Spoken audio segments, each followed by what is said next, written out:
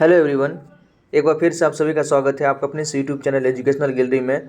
दोस्तों, इस particular video में हम जो हाल ही फिलहाल में बीपीएससी असिस्टेंट का एक एग्ज़ाम हुआ था उसका हम क्वेश्चन डिस्कस करेंगे। साइंस का क्वेश्चन मेनली डिस्कस करेंगे हम। तो जिन भी कैंडिडेट्स ने एग्ज़ाम दिया था वो अपना तो एक तो आंसर चेक कर सकते हैं।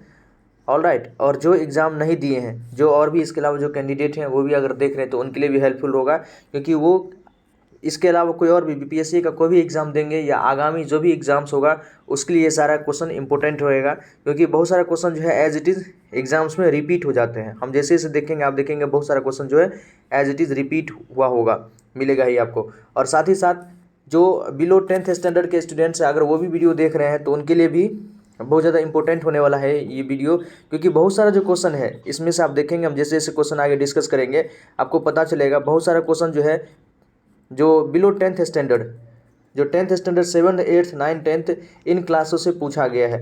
तो बच्चों को ऐसा लगता होगा कि हमारे सिलेबस का जो कंटेंट है आगे उतना यूज़ नहीं है इसका, तो वो उस पर ध्यान नहीं देते हैं। लेकिन जैसे जैसे आप इसको देखेंगे आपको बहुत लगेगा कि बहुत सारा क्वेश्चन उनके सिलेबस से ही पूछा गया है, तो आपको कहीं ना कहीं मोटिवेशन मिलेगा और अपने कंटेंट को आप अच्छे से पढ़ेंगे। वैसे भी 10th तक का जो है हर चीज़, हर सब्जेक्ट, हर को मतलब सारे स्टूडेंट्स को पता होना चाहिए। वो सब बेसिक्स है जीवन में। आप भले ही कुछ भी करें, आपका जो भी फील्ड लाइन आगे चूज करेंगे, लेकिन ये जो चीज़ बेसिक चीज़ है हमेशा ये आपको काम देगा जीवन का हर दौर में। तो अपने सिलेबस को अच्छे से पढ़ें, और यहाँ भी हम जो क्वेश्चन डिस्कस करेंगे ये आपके लिए बहुत ज़्यादा हेल्पफुल होगा। अक्सर जो है बिलो 10th स्टैंडर्ड के बच्चे उसको लगता है कि घर की मुर्गी दाल बराबर, जो हमारे सिलेबस में है वो आगे कोई काम आने वाला नहीं है, तो उतना फोकस्ड होकर नहीं पढ़ते। लेकिन आप देखेंगे कि वही सारी चीज़ें आगे फिर से हमारे सामने आती है, तो उस समय फिर हमको दोबारा पढ़ना पड़ता है। तो बेहतर है कि जब आप पढ़ रहे हैं तो आप उसको अच्छे से पढ़ें। ऑल राइट, स्टार्ट करते हैं क्वेश्चन नंबर फर्स्ट से। देखिए, फर्स्ट क्वेश्चन है, in the following which one is used in thermal power plant. आसान क्वेश्चन है कि इस चारों ऑप्शन में से थर्मल पावर प्लांट में हम किसका यूज करते हैं। थर्मल पावर प्लांट मतलब जो हम ताप विद्युत केंद्र होता है हमारा, जहाँ से मतलब एक प्रकार से पानी को गर्म करके और कोयला के थ्रू पानी को गर्म करके हम जो बिजली बनाते हैं, तो उसमें हम यूज़ करते हैं किसका, तो कोयला का। तो ऑप्शन में कोई कोयला नहीं दिया, तो देखिए फॉसिल फ्यूल है, तो फॉसिल फ्यूल ही हमारा आंसर होगा, क्योंकि कोल जो है हमारा एक फॉसिल फ्यूल ही है। कोल पेट्रोलियम फॉसिल फ्यूल के अंतर्गत आता है।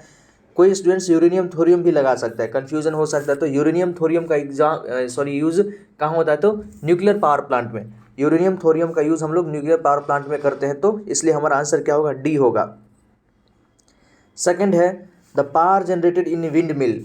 विंड मिल से जो विद्युत पावर मतलब विद्युत शक्ति उत्पन्न की जाती है वो किस पे डिपेंड करती है। एक प्रकार से हमको उसका डिपेंडेंसी पूछा है। Depends on the lower height मतलब निम्न ऊंचाई पर, विंड वेलोसिटी पर, पवन के वेग पर। Depends does not depend on wind velocity, wind velocity पर डिपेंड ही नहीं करता है। या depends on the trees surrounding it, wind mill के आसपास जो लगे हुए पेड़ उस पर निर्भर करता है। तो देखिए विंड मिल है, ऑब्वियसली बात है, जो हमारा पवन चक्की है वो किस पे डिपेंड करता है, तो विंड की वेलोसिटी पे। विंड की वेलोसिटी जितनी ज़्यादा होगी, जो एयर का स्पीड, पवन का वेग जितना ज़्यादा स्पीड होगा, हमारा जो विंड मिल है उतना वे अच्छे से मूव करेगा, और जितना ज़्यादा वो मूव करेगा, रोटेट करेगा, उतना हमारा टरबाइन मूव करेगा, और जैसे कि आसानी से बिजली पावर जो है जनरेट हो सकता है। तो सेकेंड आंसर हमारा करेक्ट होगा। नेक्स्ट क्वेश्चन है, the electrical current is measured using. बचपन से पढ़ते आ रहे हैं 7th 8th 9th 10th में, मतलब इलेक्ट्रिसिटी के बारे में पढ़ाया जाता है, चैप्टर में है। तो इलेक्ट्रिक करंट को हम लोग किससे मेजर करते हैं, तो आम मीटर। इलेक्ट्रिक करंट को आम मीटर से, और पोटेंशियल डिफरेंस को वोल्ट मीटर से। तो हमसे इलेक्ट्रिक करंट पूछा है तो ammeter. Next, tungsten is used in which of the following. Tungsten का प्रयोग कहाँ किया जाता है, तो मेटल के एक्सट्रैक्शन में, या इलेक्ट्रिक बल्ब में, इंसुलेटर में, या टेक्सटाइल मैन्युफैक्चरिंग में। तो टंगस्टन का यूज़ इलेक्ट्रिक बल्ब में, विद्युत बल्ब बनाने में टंगस्टन का यूज़ किया जाता है। टंगस्टन क्या है, तो एक मेटल है जिसका जो कह सकते हैं कि मेल्टिंग पॉइंट बहुत ही ज़्यादा होता है, इसलिए इसका यूज़ हम इलेक्ट्रिक बल्ब में, पहले जो 100 वाट का बल्ब आता था उसमें टंगस्टन का मेनली यूज़ किया जाता था। ऑलराइट, तो बी ऑप्शन हमारा करेक्ट है। नेक्स्ट क्वेश्चन है, magnetic field lines emerge from. आपने कभी अगर मैग्नेट पढ़ा होगा, बार मैग्नेट के बारे में, तो क्या देखते हैं कि एक तरफ होता है नॉर्थ पोल, दूसरी तरफ होता है साउथ पोल। तो मैग्नेटिक लाइन्स जो है, मैग्नेटिक फील्ड लाइन्स जो है नॉर्थ पोल से इमर्ज करता है, नॉर्थ पोल से इमर्ज करके साउथ पोल में जाके टर्मिनेट करता है। तो magnetic field lines emerge from, या स्टार्ट फ्रॉम, कहाँ से, तो नॉर्थ पोल से। नॉर्थ पोल से, उत्तरी ध्रुव से ही वो इमर्ज करता है या स्टार्ट करता है, और साउथ पोल में जाके टर्मिनेट करता है। तो 5 का आंसर बी हो गया। 106 देखिए, बेहतरीन क्वेश्चन है, क्लास 10th स्टैंडर्ड से क्वेश्चन पूछा गया है। तो जो भी स्टूडेंट्स 10th में होंगे उनके लिए तो वो आसानी से कर सकते हैं। क्वेश्चन है scattering of light can be seen in, प्रकाश का जो प्रकीर्णन कहाँ आप देख सकते हैं। Scattering of light can be seen in, first है blue colour of the sky, second है reddening of the sun at sunrise, जब सनराइज होता है, सूर्यास्त होता है, सॉरी सूर्योदय होता है तो उस समय जो आकाश हमको लाल दिखाई देता है, या reddening of the sun at the sunset. इन दिनों जो है आसानी से आप देख सकते हैं, थोड़ा सूर्योदय और सूर्यास्त देखने में थोड़ा अच्छा भी लगता है, वही है रेडनिंग, बेहतरीन तरीके से दिखता है। तो जो सूर्यास्त के समय सूर्य की लालिमा में, या सूर्योदय के समय सूर्य की लालिमा में, या ऑल ऑफ द अबव। तो ऑब्वियसली बात है scattering of light, scattering of light से ये सारी चीज़ें होता है। इसके मतलब हमारा चाहे ब्लू कलर, आसमान का कलर ब्लू दिखना, या सूर्योदय या सूर्यास्त के समय जो आसमान का कलर जो थोड़ा लालिमा, उसमें लालिमा दिखना, उसके पीछे स्कैटरिंग ऑफ लाइट का कारण है। एनसीईआरटी में एक लाइन लिखा हुआ है कि प्रकाश के प्रकीर्णन के कारण, प्रकाश के प्रकीर्णन स्कैटरिंग के कारण ही आकाश का रंग नीला, और सनराइज और सनसेट के समय जो है सूर्य जो है रेड प्रतीत होता है। तो एनसीईआरटी का लाइन है, इसलिए ये इंपॉर्टेंट क्वेश्चन है, क्लास 10th स्टैंडर्ड से है। तो डी ऑप्शन हमारा सही, आई एंड द कलरफुल वर्ल्ड जो चैप्टर है उसी से क्वेश्चन लिया गया है, तो उसी एकदम एनसीईआरटी के लाइन से क्वेश्चन लिया गया है। 107 देखिए, the change in focal length of the human eye is cause due to, ये भी उसी चैप्टर से है, eye and the colourful world, class 10th का चैप्टर है। The change in the focal length of the human eye is cause due to, मानव आँख में जो है, जो हमारा एक प्रकार फोकल दूरी है, उसका जो परिवर्तन, उसमें चेंजेज किसके कारण होता है। कॉर्निया के कारण, आयरिस के कारण, सिलेरी मसल्स के कारण, या पुपिल।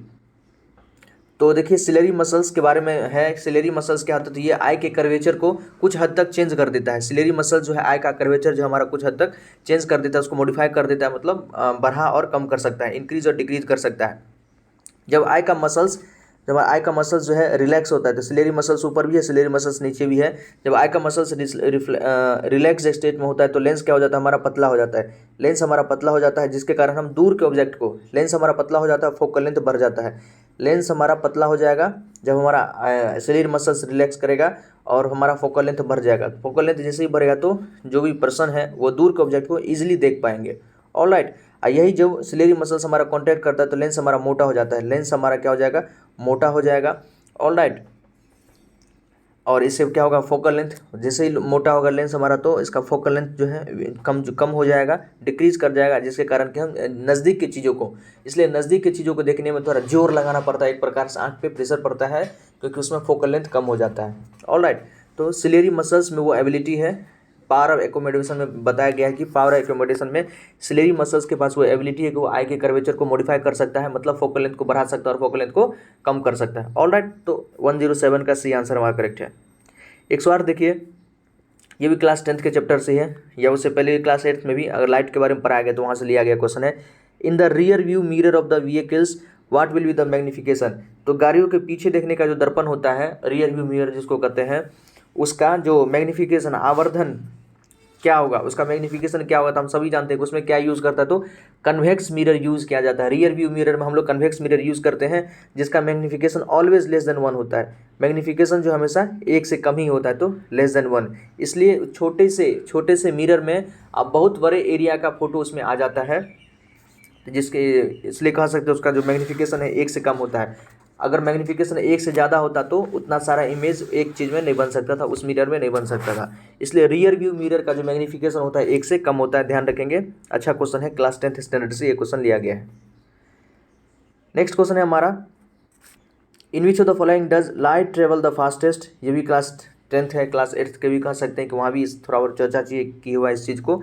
तो सबसे ज़्यादा मतलब प्रकाश की गति जो है अधिकतम किस में होगी, तो जिसका रिफ्रैक्टिव इंडेक्स मिनिमम होगा, तो एयर का रिफ्रैक्टिव इंडेक्स मिनिमम होता है। इसके अलावा पेपर, वाटर, ऑयल, इसका रिफ्रैक्टिव इंडेक्स ज़्यादा होता है, इसमें लाइट की स्पीड थोड़ी कम होगी। तो मैक्सिमम किस में होगा, तो एयर, वैक्यूम रहता तो वैक्यूम का भी जाता आंसर, लेकिन एयर है तो एयर। कई बार ये क्वेश्चन रिपीट हुआ है, बीपीएससी के प्रत्येक एग्जाम में लगभग ये क्वेश्चन पूछ ही देता है। नेक्स्ट है, अ मटेरियल डेट है जीरो रेसिस्टेंस इज कॉल्ड, वैसा मटेरियल जिसमें जो है प्रतिरोध, रेसिस्टेंस मतलब प्रतिरोध क्या हो, शून्य हो, जीरो हो मतलब शून्य हो। तो इंसुलेटर का रेसिस्टेंस तो बहुत ज़्यादा होता है, ये तो हमारा आंसर होगा नहीं। कंडक्टर में रेसिस्टेंस होता है, कोई भी हमारा कंडक्टर उसमें रेसिस्टेंस थोड़ा बहुत होगा ही। सुपर कंडक्टर ऑब्वियसली बात है, जो सुपर कंडक्टर होता है तो उसका रेसिस्टेंस क्या होगा, ये जीरो के आसपास होता है। सुपर कंडक्टर का रेसिस्टेंस लगभग जीरो के आसपास होता है। सेमी कंडक्टर इंसुलेटर और कंडक्टर दोनों का काम करता है, तो इसमें भी रेसिस्टेंस होता है। लेकिन जो हमारा सुपर कंडक्टर या अति चालक जिसको कहते हैं हिंदी में, उसका रेसिस्टेंस लगभग जीरो होता है। तो सी ऑप्शन हमारा करेक्ट है।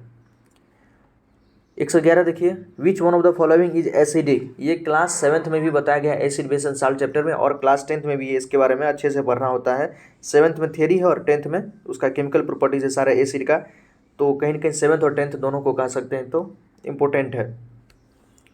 इसमें से कौन जो है एसिडिक नेचर का है, लेमन जूस ऑब्वियसली बात है, साइट्रिक एसिड इसमें होता है, टोमेटो में ऑक्जेलिक एसिड होता है, मिल्क में लैक्टिक एसिड होता है, तो सारा का सारा हमारा क्या है, तो एसिड है। ऑप्शन डी करेक्ट है।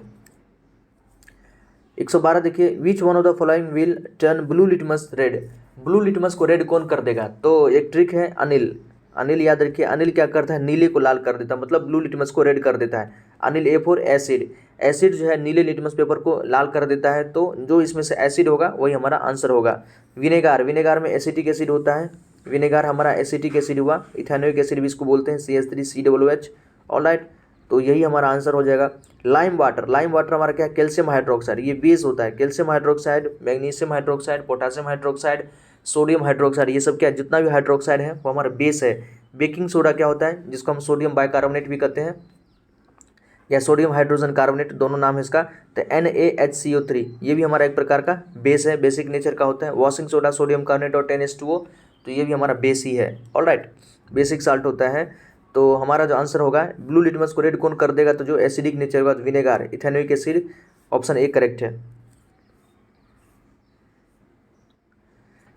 नेक्स्ट क्वेश्चन है, the pH of A solution of HCl is 4। HCl का एक सॉल्यूशन है जिसका pH 4 है। This shows that the molarity of the solution is. इसका हमको मोलैरिटी पता करना है कि मोलैरिटी क्या होगा। अगर pH 4 हो, pH अगर 4 है तो मोलैरिटी क्या होगा। देखिए pH का फॉर्मूला क्या होता है, pH equals to -log H+। अगर चारों ऑप्शन पे हम जाएं तो जो सी ऑप्शन है 10⁻⁻4, इसको हम रखेंगे तो हमारा pH 4 आ जाएगा। देखिए हमारा अगर H+ का कंसंट्रेशन 10⁻⁴ होता, ऑप्शन से आसानी से हम निकाल सकते थे, या बेसिक से एंटी लॉग, जैसे लॉग होता है ना, तो एंटी लॉग ले लेते तो वहाँ से भी निकल सकता था, लेकिन हम डायरेक्ट ऑप्शन से जाएंगे।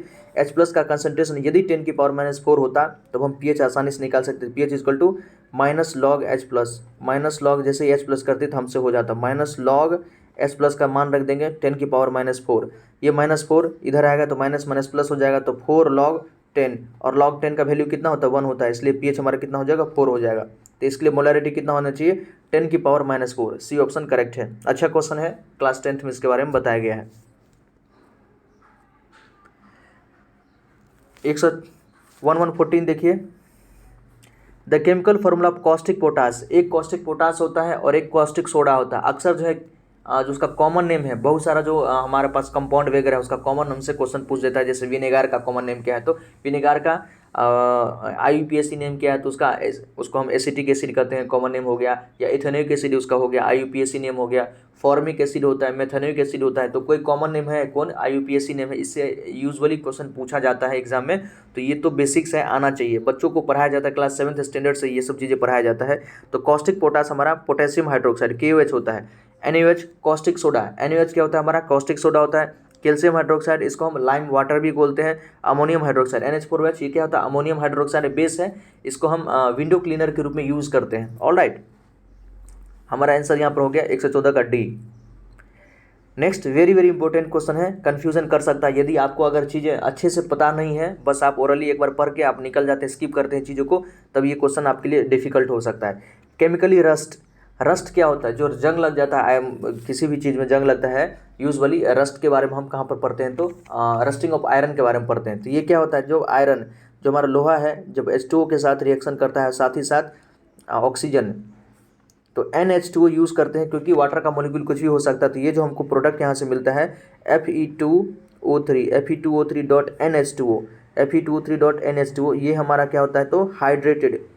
NH2O का मतलब यही होता है कि हमारा ये हाइड्रेटेड है। और Fe2O3 क्या होता है, तो आयरन यहाँ पर +3 स्टेट में है। आयरन का ऑक्सीडेशन स्टेट +2 भी हो सकता है, +3 भी हो सकता है, लेकिन यहाँ जो हमको मिलता है वो +3 ऑक्सीडेशन स्टेट मिलता है, इसलिए ये फेरिक ऑक्साइड है। तो फेरिक और फेरस में सबसे पहले कन्फ्यूजन तो दूर करना होगा कि ये फेरिक ऑक्साइड है। तो जो हमारा रस्ट होता है, देखिए यही रस्ट है Fe2O3.NH2O, इसी को हम रस्ट कहते हैं, या हाइड्रेटेड फेरिक ऑक्साइड है।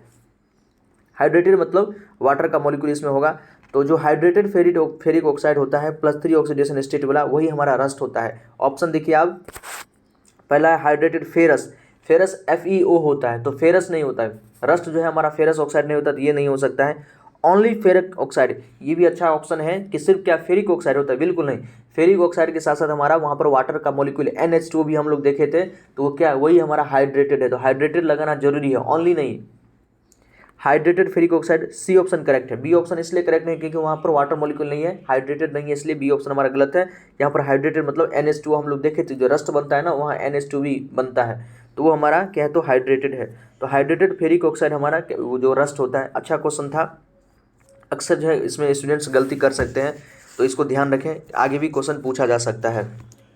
फेरस ऑक्साइड हमारा क्या होता है, तो FeO हमारा फेरस ऑक्साइड होता है, और Fe2O3 ये हमारा फेरिक ऑक्साइड होता है, क्योंकि FeO में क्या है, +2 ऑक्सीडेशन स्टेट में आयरन, और Fe2O3 में +3 ऑक्सीडेशन स्टेट में होता है आयरन, इसलिए फेरिक ऑक्साइड हमारा रस्ट होता है। Option C. 116 देखिए, both CO2 and H2 gases are, carbon dioxide और जो हाइड्रोजन गैस है, दोनों में ऐसा क्या प्रॉपर्टी जो सिमिलर है, ऑलराइट, हेवियर देन एयर। नहीं, बिल्कुल गलत बात है। जो हमारा हाइड्रोजन, हम जानते हैं कि हाइड्रोजन क्या है, लाइटेस्ट गैस है एक प्रकार से। हाइड्रोजन, हीलियम, ये सब बहुत हल्का गैस होता है एयर से, इसलिए अगर हाइड्रोजन, यूजुअली जो दीपावली के समय में लोग हाइड्रोजन या हीलियम से भरा हुआ बलून उड़ाते हैं, तो वो ऊपर चला जाता है। कारण वही है कि वो एयर से हल्का होता है, इसलिए वो ऊपर जाएगा, उसकी डेंसिटी कम होती है, वो थोड़ा मास हल्का होता है। तो ऑप्शन ए तो गलत हो गया। पहले हम सी ऑप्शन देखते हैं, एसिडिक इन नेचर। देखिए दोनों नॉन मेटेलिक ऑक्साइड है। नॉन मेटेलिक ऑक्साइड जो है कार्बन डाइऑक्साइड, तो नॉन मेटेलिक ऑक्साइड है ही, क्योंकि कार्बन नॉन मेटल है और ऑक्सीजन के साथ रिएक्शन करके non metallic oxide usually acidic nature का होता है। क्योंकि कार्बन डाइऑक्साइड को हम जब सॉल्यूशन बनाएंगे H2 में मिलाएंगे तो ये हमको कार्बोनिक एसिड देगा, तो H2CO3। तो बिल्कुल कार्बन डाइऑक्साइड हमारा एसिडिक इन नेचर है। लेकिन हाइड्रोजन का जब हम ऑक्साइड बनाते हैं, हाइड्रोजन का जब ऑक्सीजन के साथ रिएक्शन करेंगे तो बनेगा H2O, पानी बनता है। हाइड्रोजन नॉन मेटल है, और नॉन मेटल का ऑक्साइड एसिडिक नेचर का होता है, लेकिन ये एक्सेप्शन है, ध्यान रखिएगा। Chemistry is full of exception, chemistry में बहुत सारे एक्सेप्शन है, आपको ध्यान रखना ही पड़ेगा। तो हाइड्रोजन एक नॉन मेटल है, और हम पढ़े हुए कि नॉन मेटल का ऑक्साइड क्या होता है, यूजुअली एसिडिक नेचर का होता है, लेकिन ये एक्सेप्शन है, हाइड्रोजन वाला एक्सेप्शन है। हाइड्रोजन ऑक्सीजन के साथ रिएक्शन करके H2O बनाता है, मतलब पानी बनाता है, और पानी हम जानते हैं क्या होता है, न्यूट्रल होता है, वो ना ही एसिडिक होता है ना ही बेसिक होता है। इसलिए हाइड्रोजन का ऑक्साइड, हाइड्रोजन जो नॉन मेटल है उसका ऑक्साइड हमारा एसिडिक नेचर का नहीं होता है, ये ध्यान रखना होगा। बड़ा ही इंपॉर्टेंट कंसेप्ट है कि हाइड्रोजन जो नॉन मेटल है उसका ऑक्साइड एसिडिक नेचर का नहीं होता, न्यूट्रल होता है, क्योंकि पानी बनता है। हाइड्रोजन का जो ऑक्साइड है, हाइड्रोजन ऑक्सीजन के साथ रिएक्शन करके पानी बनाता है, इसलिए वो क्या है, तो एसिडिक इन नेचर नहीं होगा। तो सी ऑप्शन भी हमारा करेक्ट है। कारण सी गलत क्यों है, क्योंकि हाइड्रोजन का ऑक्साइड एसिडिक नेचर का नहीं होता है, H2O एसिडिक नेचर का नहीं है। डी है सॉल्युबल इन वाटर। ऑब्वियसली बात है, CO2 पानी में ऑक्सीजन से ज़्यादा सॉल्युबल होता है। CO2 का जो सॉल्युबिलिटी होता है पानी में, एक्वेटिक ऑर्गेनिज्म इसका यूज़ करते हैं, इसका तो नहीं, ऑक्सीजन का यूज़ करते हैं, लेकिन CO2 का जो सॉल्युबिलिटी पानी में ऑक्सीजन से ज़्यादा होता है, ये हमको ध्यान रखना पड़ेगा।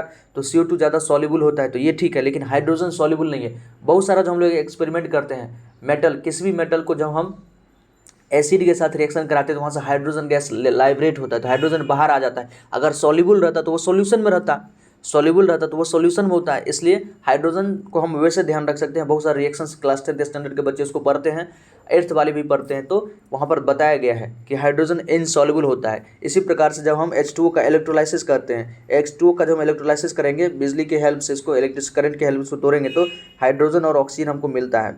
तो हाइड्रोजन भी लाइब्रेट हो जाता है बाहर में, ऑक्सीजन भी लाइब्रेट हो जाता है। तो हाइड्रोजन क्या, तो हमारा इनसॉल्युबल है, सॉल्युबल ही नहीं होता है। तो 3 ऑप्शन तो हमारा गलत है।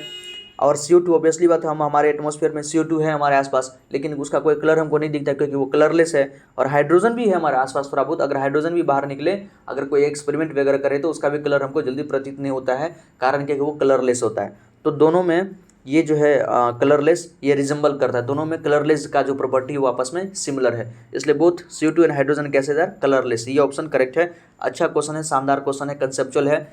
इसमें आपको बहुत सारा कंसेप्ट यूज़ करना पड़ेगा, लेकिन जिसको अगर याद रहता है तो वो आसानी से इसको 10 सेकेंड में कर सकते हैं। नेक्स्ट क्वेश्चन,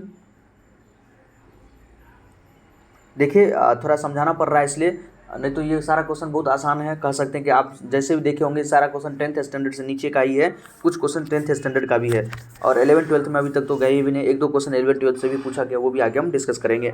नेक्स्ट है the chemical formula of lead sulphate. Lead sulphate का केमिकल फार्मूला क्या होगा? तो PbSO4। सिंपल क्वेश्चन है, ऑप्शन सी करेक्ट है। नेक्स्ट देखिए, ये भी क्वेश्चन क्लास 10 से लिया गया है। फूड बिकम रेंसिड, जो फैटी फूड है, फैटी फूड हमारा रेंसिड हो जाता है किसके कारण? तो due to the process of oxidation. हम सभी जानते हैं कि फैटी फूड में ऑयल और फैट होता है, वो ऑक्सीजन के साथ रिएक्शन करके ऑक्सीडेशन उसका हो जाता है, जो रेडॉक्स के बाद हम लोग पढ़ते हैं इसको। तो वो ऑक्सीडेशन के कारण उसका जो है रेंसिड हो जाता है। रेंसिड मतलब एक प्रकार से जिसको हम बासी भोजन भी कहते हैं, उस प्रकार का उसका जो अपना टेस्ट होता है, टेक्सचर होता है, वो बिल्कुल ही केमिकली चेंज हो जाता है, जो पॉइजनस भी थोड़ा बहुत हो सकता है, तो ऑक्सीडेशन के कारण ही। इसलिए हम इसमें जो इनर्ट गैसेज, जो भी हमारा फैटी ऐसा कोई भी फूड स्टफ है जिसमें कुछ फैट या ऑयल से उसको बनाया गया है, जैसे लेज होता है, कुरकुरे होता है, उसको कहीं न कहीं तेल में या रिफाइंड वगैरह में फ्राई किया जाता है, जो कि फैट होता है, ऑयल होता है, तो उसका ऑक्सीडेशन, फर्दर ऑक्सीडेशन होने से बचाने के लिए उसके अंदर हम पैकेट में नाइट्रोजन गैस फिल करते हैं, जो कि अपने आप में एक इनर्ट गैस है। तो ऑक्सीडेशन, इसको हम रेंसिड होने से कैसे या ये रेंसिड कैसे हो जाता है? तो ऑक्सीडेशन के कारण। ऑलराइट, ये ऑप्शन हमारा करेक्ट है। नेक्स्ट, ये भी क्वेश्चन क्लास 10th स्टैंडर्ड से है। डिकम्पोजिशन रिएक्शन के बारे में इसको पढ़ाया गया है। We store silver chloride in a dark coloured बोतल। हम लोग सिल्वर क्लोराइड को डार्क कलर्ड बोतल में रखते हैं, अंधेरे वाले बोतल में, ऐसे बोतल में जो थोड़ा डार्क कलर्ड हो, गहरे रंग के बोतल में रखते हैं। डार्क कलर का बोतल यहाँ गहरे रंग के बोतल में रखते हैं। उसके पीछे लॉजिक क्या है, कारण क्या है? तो जानते हैं कि सिल्वर क्लोराइड AgCl रिएक्शन करके फोटो, ये क्या होता है? तो फोटो डिकम्पोजिशन, लाइट के हेल्प से रिएक्शन करके, लाइट जैसे इस पर पड़ता है तो इसका डिकम्पोजिशन हो जाता है Ag और Cl2 में, Ag + Cl2 में ये टूट जाता है। रिएक्शन को बैलेंस कर देंगे तो लाइट के हेल्प से इसका डिकम्पोजिशन हो जाता है। इसलिए हम इसको गहरे रंग के बोतल में, डीप कलर्ड बोतल में इसको रखते हैं, ताकि लाइट का इस पर प्रभाव ना पड़े। लाइट का जैसे इस पर प्रभाव नहीं पड़ेगा तो AgCl हमारा एज इट इज़ रहेगा। ऑब्वियसली बात, ये रिएक्शन नहीं करेगा और ये टूटेगा नहीं, डिकम्पोज नहीं होगा। इसलिए डिकम्पोज ना हो, फोटोकेमिकल डिकम्पोजिशन ना हो, इसलिए हम इसको डार्क कलर्ड बोतल में इसको रखते हैं। तो because it is white solid गलत है, because it undergoes redox, redox नहीं होता यहाँ पर।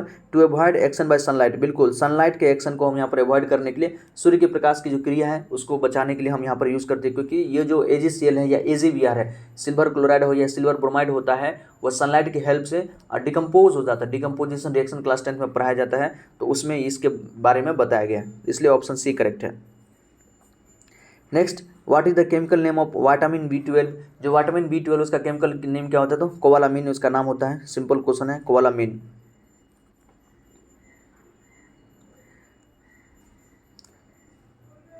नेक्स्ट है 122 क्वेश्चन, देखिए।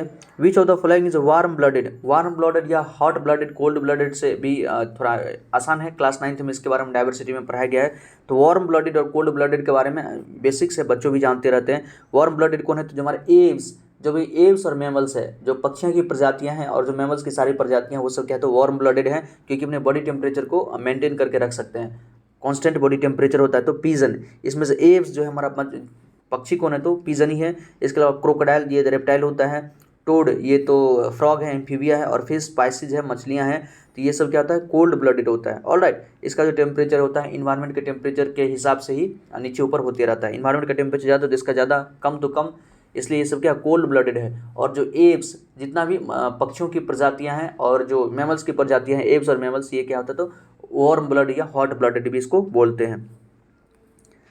नेक्स्ट क्वेश्चन, तो अभी तक हम जो सारा क्वेश्चन देखे हैं, कहीं ना कहीं 7th 8th 9th 10th के सिलेबस से ही पूछा गया है। तो जो भी बच्चों अगर कोई देख रहे हैं तो अपने सिलेबस को अच्छे से पढ़ें, एक एक लाइन को अच्छे से पढ़ें, चीज़ों को अच्छे से ग्रैस्प करें, क्योंकि वही सभी सारी चीज़ें आगे आपको काम आने वाली है। आप भले ही किसी और भी फील्ड में चले जाएं, लेकिन ये सब बेसिक साइंस है, ये बेसिक साइंस आपको आना चाहिए।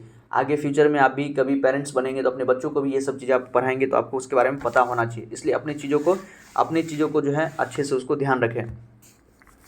देखिए, दूर का ढोर सुहावन लागे और घर की मुर्गी दाल बराबर, तो ऐसा नहीं, अपने उसको तजब्बो दें, अपनी चीज़ों को भी अच्छे से पढ़ें। नेक्स्ट है, which of the following is a good source of vitamin E. Vitamin A का सबसे बढ़िया स्रोत क्या है? अगर इन सब में हम देखें तो देखिए, शुगर क्या है? कार्बोहाइड्रेट होता है। ये तो कार्बोहाइड्रेट का बेहतरीन सोर्स है। जो हमारा कोकोनट ऑयल, फैट वगैरह, ये सब हमारा फैटी है, फैट का बेहतरीन सोर्स है। और फिश ऑयल, जो फिश ऑयल होता है वो हमारा जो फिश ऑयल जो है विटामिन ए का अच्छा स्रोत है। तो fish oil is the best source of या good source of vitamin A. वैसे कैरेट भी है, कैरेट है, ये सब good source of vitamin A है, लेकिन वैसे ऑप्शन भी नहीं है। तो फिश का, मछली का जो तेल होता है विटामिन ए का बढ़िया स्रोत होता है। Next, which of the following is the reason behind the rising of डफ।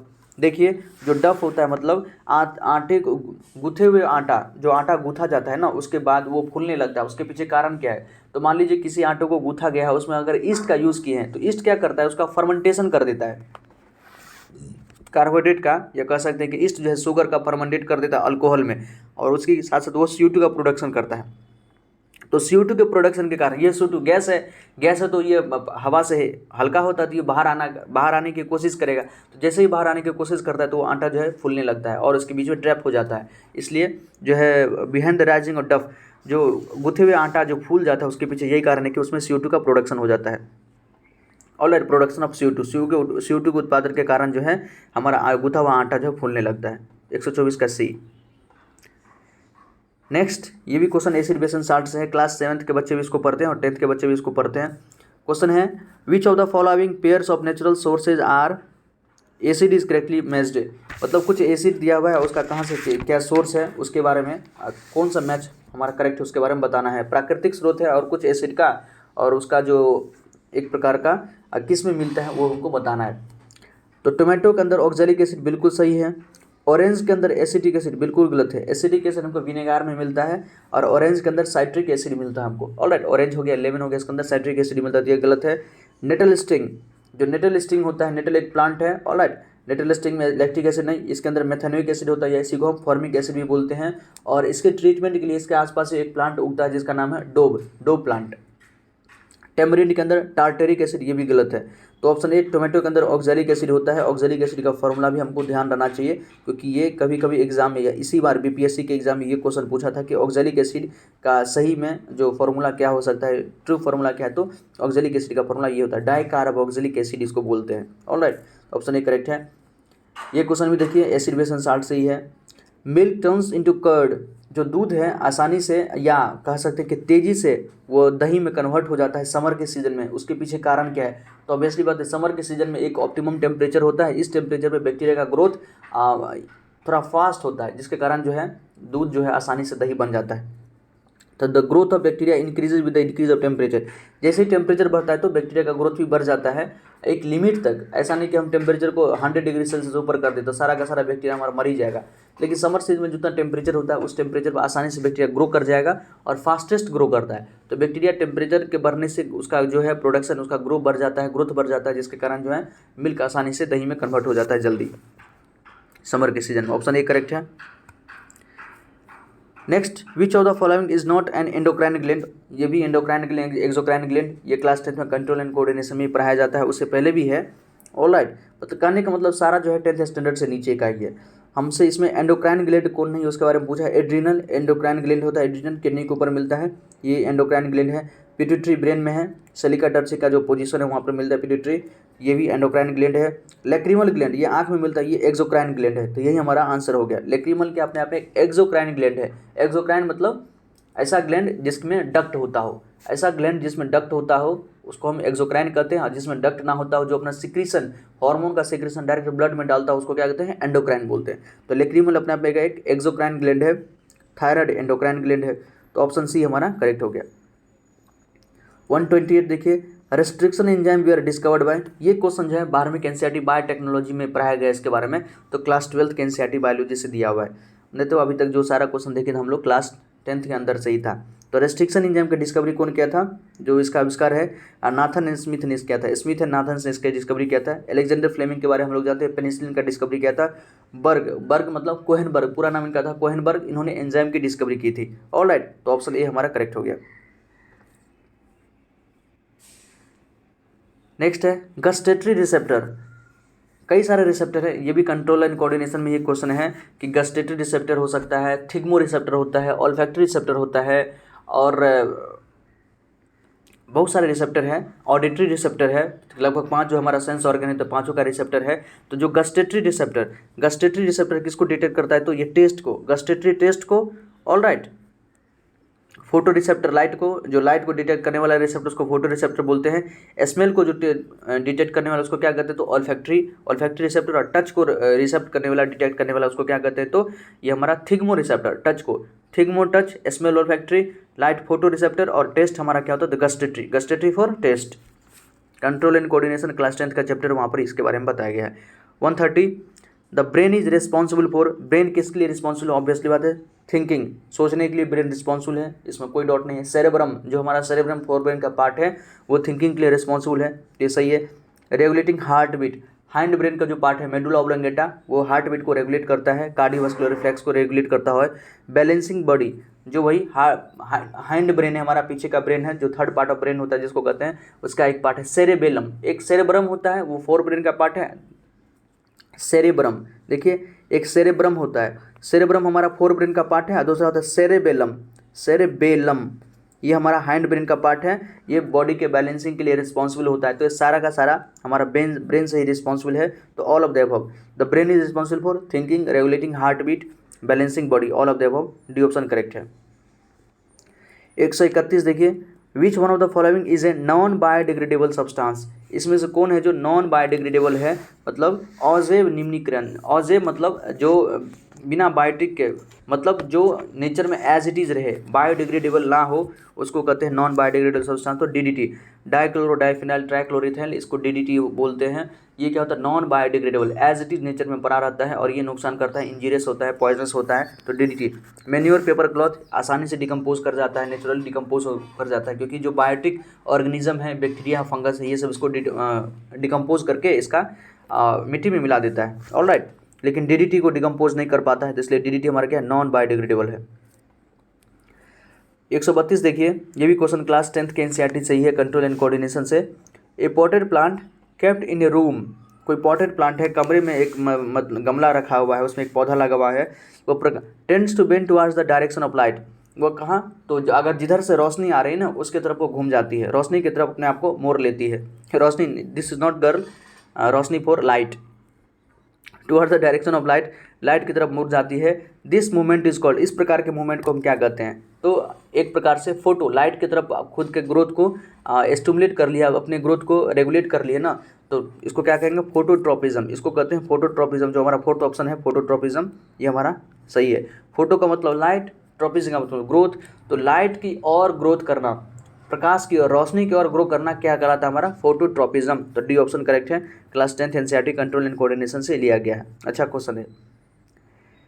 नेक्स्ट क्वेश्चन ये भी क्लास 10th के एनसीईआरटी से लिया गया है। विच one of the following is A plant hormone, animal hormone के बारे में हम सभी जानते हैं, जैसे हमारा एड्रिनल ग्लैंड से कई सारा एड्रेनलिन, नॉर एड्रेनलिन निकलता है, थायराइड ग्लैंड से थायरॉक्सिन निकलता है, पिट्यूटरी से ग्रोथ हार्मोन निकलता है, थाइमस से हमारा बहुत सारा हार्मोन निकलता है, पैराथायराइड ग्लैंड से पैराथ हार्मोन निकलता है, जो अधिकतर ग्लैंड है टेस्टिस और ओवरी है वहाँ से भी कुछ ना कुछ हार्मोन वगैरह निकलता है, तो वो सब क्या है, एनिमल हार्मोन है। इसके अलावा जो हमारा कुछ प्लांट हार्मोन होता है, प्लांट हार्मोन में हम पढ़ते हैं कि एक तो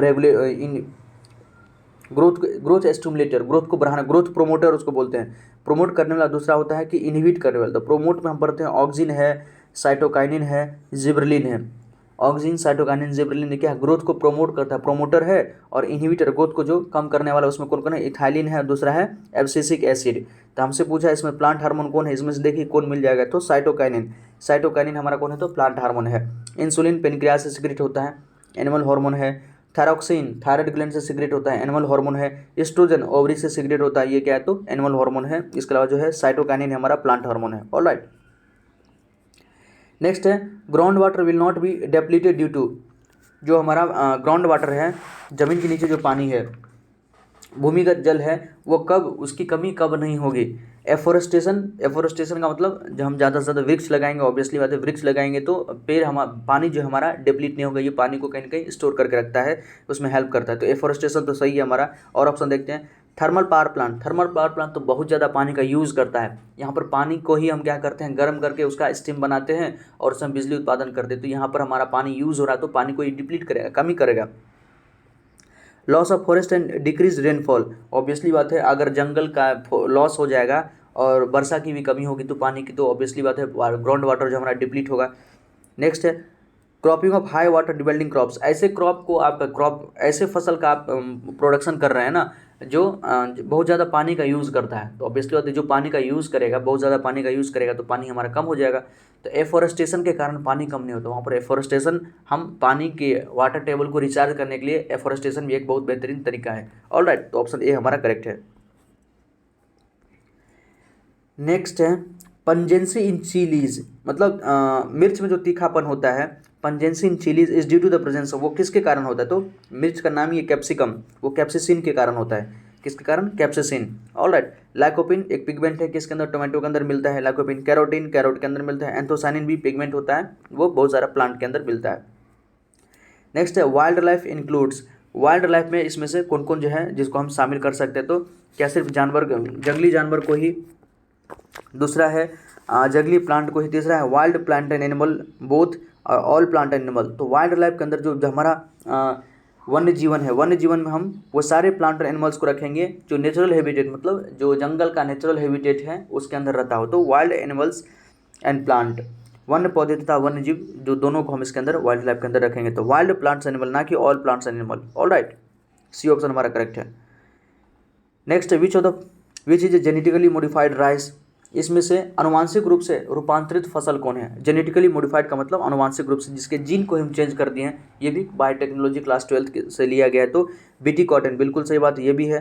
बीटी ब्रिंजल, ये भी है। और गोल्डन राइस, गोल्डन राइस क्या होता है? विटामिन ए रिच्ड हमारा राइस होता है। तो ऑल ऑफ द अबव, जो हमारा BT cotton, BT brinjal, golden rice, ये जेनेटिकली मॉडिफाइड हमारा क्रॉप है। तो ऑप्शन डी करेक्ट है।